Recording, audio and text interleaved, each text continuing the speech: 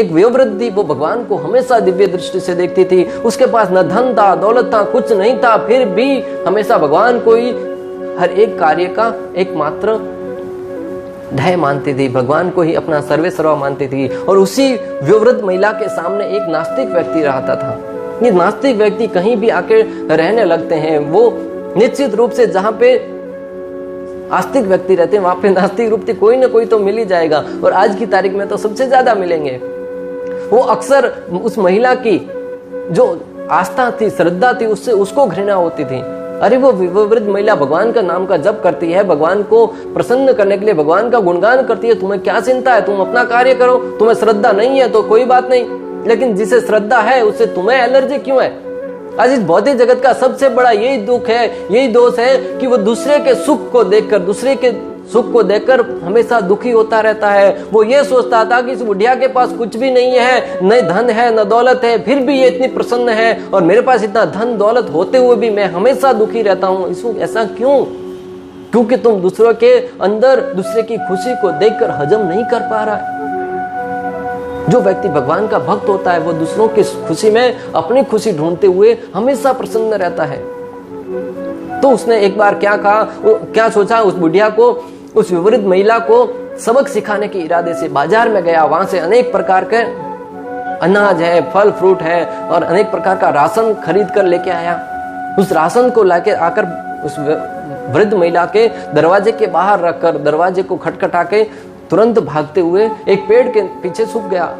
वृद्ध महिला थी, उठने में देर हुई, भगवान के नाम में मग्न होगी। धीरे धीरे बाहर आई, दरवाजा खोला और बाहर देखा तो इतना सारा अनाज देखकर वो आश्चर्यचकित रह गई और दोनों हाथ ऊपर उठाकर कहने लगी, हे गोविंद, हे कृष्ण, हे भगवान, आप कितने कृपालु हैं, कितने दयालु हैं। मैंने बिना कुछ मांगे ही आपने इतना सारा राशन है वो लाकर मेरे घर के सामने रख दिया। मैंने तो आपसे कभी नहीं मांगा। भगवान को धन्यवाद देने लगी, भगवान को अनेक प्रकार की प्रार्थनाएं करने लगी। तुरंत वो ईर्ष्यालु व्यक्ति, नास्तिक व्यक्ति पेड़ के पीछे से उछलकर बाहर आया और उनसे कहने लगा, हे बुढ़िया, तुम सटिया गई हो क्या? ये कोई तुम्हारे भगवान ने नहीं भेजा है, ये तो मैं बाजार गया था और वहां से इतना सारा अपने पैसे से रुपया पैसा डालकर इतना सारा राशन लेके आकर उधर रखा है, इसलिए तुम्हारे भगवान कोई नहीं है। मैंने तुम्हारी सहायता करी, तुम्हारे लिए तो मैं ही भगवान हूं।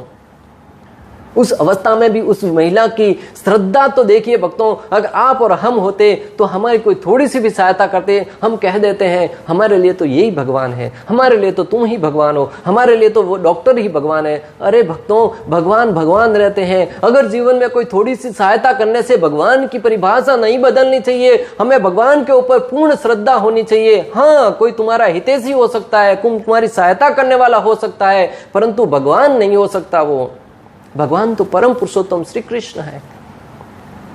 उस वृद्ध महिला की श्रद्धा तो देखिए, तुरंत वो उस नास्तिक व्यक्ति से कहने लगी, दोनों हाथ ऊपर उठाकर, हे भगवान, आप कितने धन्य हैं, आप कितने कृपालु हैं, कितने महान हैं। आपने न सिर्फ मेरे लिए राशन भेजा बल्कि उस राशन का बिल है वो उस नास्तिक व्यक्ति से भरवाया।